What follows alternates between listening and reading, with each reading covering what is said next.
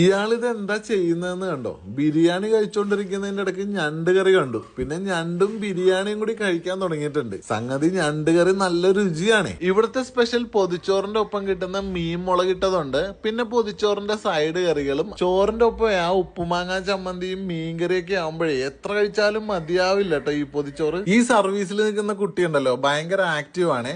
ഊണിന്റെ ഒപ്പം 3 തരം സൈഡ് കറികൾ ഒഴിച്ചു തന്നിട്ട് കഴിച്ചോ ചേട്ടാ കഴിച്ചോ എന്ന് പറയുന്നുണ്ട്. മീൻ വറുത്തതും മീൻകറികളും ഇതുപോലൊരു തട്ടിലാണ് കൊണ്ടുവരിക. നമുക്ക് ആവശ്യമുള്ള മീൻകറി എടുത്ത് കഴിക്കാം. ഊണിന്റെ ഒപ്പം മീൻകറി അല്ലേ അങ്ങോട്ട് ചേരുക. കാളാഞ്ചി തലക്കറിയും ചെമ്പല്ലി പൊള്ളിച്ചതും നെയ്മീൻ തവ ഫ്രൈയും അടക്കം നമുക്ക് ഇഷ്ടപ്പെടുന്ന എല്ലാ മീൻ വിഭവങ്ങളും ഇവിടെ ഉണ്ട്. പിന്നെ എടുത്തു പറയേണ്ടത് ഇവിടുത്തെ ബിരിയാണികളാണ്. ബീഫൊക്കെ നല്ല പഞ്ഞി പോലെ വെന്തിരിക്കുവാണ്. വായിലേക്ക് വെച്ചാൽ വെറുതെ അലിഞ്ഞു പോകുന്നുണ്ട്. ചിക്കൻ ബിരിയാണിയും ചെറിയ അരിയിൽ ചെയ്തിട്ടുള്ളതുകൊണ്ട് അതിന്റെ രുചിയുടെ കാര്യം ഞാൻ പ്രത്യേകിച്ച് പറയണ്ടല്ലോ. ഇതെല്ലാവർക്കും ഇഷ്ടപ്പെടുന്ന ഒരു ബിരിയാണി ആയിരിക്കും. ഉച്ചയൂണിന്റെ സമയം കഴിഞ്ഞ് വൈകിട്ടാകുമ്പോൾ നല്ല ചായയും സ്നാക്സും ഐസ്ക്രീമും മൊയ്ത്തൊക്കെ കഴിച്ചിട്ട് വൈബടിച്ചിരിക്കാൻ പറ്റിയൊരു സ്ഥലം കൂടി ഇവിടെ ഉണ്ട്. നല്ല പാർക്കിങ്ങോട് കൂടിയിട്ടുള്ള ലാക്കുഷി റെസ്റ്റോറന്റ് വരുന്നത് കൊച്ചി വൈറ്റ്ലയിൽ തന്നെയാണ്. ലൊക്കേഷൻ ഗൂഗിൾ മാപ്പിൽ അവൈലബിൾ ആണ്.